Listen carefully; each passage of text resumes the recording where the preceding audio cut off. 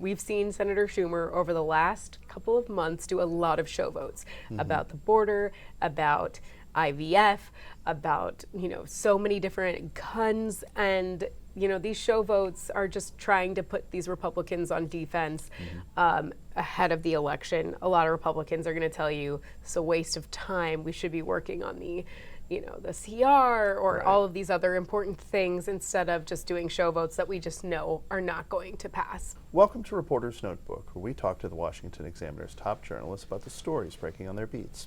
I'm Jim Antle. I'm joined today by congressional reporter Samantha-Jo Roth. SJ, the Montana Senate race seems to have hit a tipping point. What are we hearing in terms of which side is more likely to win that seat at this point? Yeah, so I think over the last couple of weeks, we've seen kind of a change.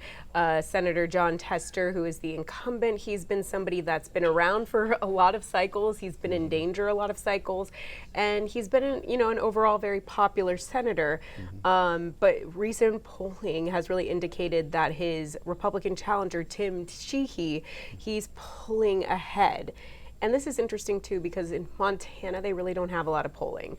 So they're, staking out a lot of value in some of these recent ones that have shown that Sheehy is pulling ahead. And this is a huge deal. I think Jon Tester has certainly been tested in other cycles. Yes. I know, I'm pulling a pun like you. Yeah. And but the test was positive, not negative. Yep. But you know what? I think it's going to be a difficult one for him. This is an extremely red state. We did actually, run into him in the elevators, and I talked to him for a little bit. Of course, he's not going to say he's worried about it. He said he feels pretty good. He tried to point to some inconsistencies with the recent polling. It was an AARP poll. So he, for some reason doesn't believe, those polls. But I will tell you, I've spoken to several Republican sources, including one who is like a former Senate leadership aide, and he had seen some internal polling that made him feel extremely confident that they're going to win that seat. So, it's tough in a presidential election area. Obviously, he did win that one race in 2012 where Mitt Romney was on the ballot winning the state, but it's really difficult if you have Trump running up these big numbers to keep enough ticket splitting to stay ahead. Yeah, I think it's going to be really challenging for him. But I think he also does have his legacy. He, is very classic Montana. He's a farmer. I think there's a lot of things in his favor. I also think there is a abortion measure on the ballot. So Democrats are really hopeful that that's going to energize enough Democrats to get them out. The big question is how many Democrats are there actually left in Montana? Sure. And right. I don't know. Yeah, that is kind of a big problem. So that would be a blow to Chuck Schumer's aspirations to keep the Senate majority if Tester lost, but he's clearly not given up entirely on the idea of keeping the majority, because he's got a maneuver that he's going to attempt to really put Senate Republicans on the defensive. What might that be? Right. So he's, right now, there's been a lot of talk about, reproductive rights.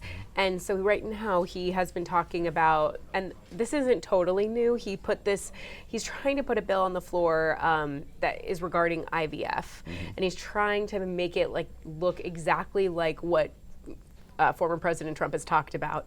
And, the former president has talked about that there should be insurance. Insurance should be able to pay for in vitro fertilization, or the federal government. This is not an idea that is endorsed by many Republicans. It's very expensive. And there have been versions of this floated by Senate Democrats before. Exactly. This exact same bill came up in June. It did not pass a vote.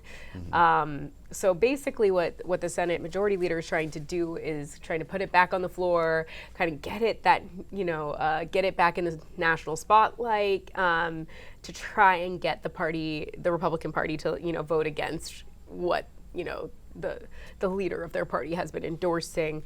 And this is not something that is uncommon. We've seen Senator Schumer over the last couple of months do a lot of show votes about the border, about IVF, about, so many different guns. And, these show votes are just trying to put these Republicans on defense ahead of the election. A lot of Republicans are going to tell you it's a waste of time. We should be working on the the CR or Right. all of these other important things instead of just doing show votes that we just know are not going to pass. But regardless, It's he's an trying to election re-up year. it. Yep. Yep.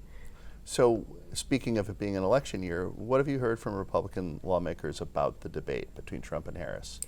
I think that you're going to hear a couple. I mean, a lot of them are going to say that they didn't think it was bad, but I think when you talk to them behind the scenes or off the record, I think a lot of them are really acknowledging that it did not go great for him. There was a number of people that I spoke with, including senators, donors, aides, who had really wished that he had, not been triggered by some of those landmines that Kamala Harris put in front of him about the crowd size, about, millions of Americans firing him. You could just Right. kind of see, and Republicans are acknowledging that they could see it getting to him. And so they, wish that he had responded a little differently, that he came armed with some facts.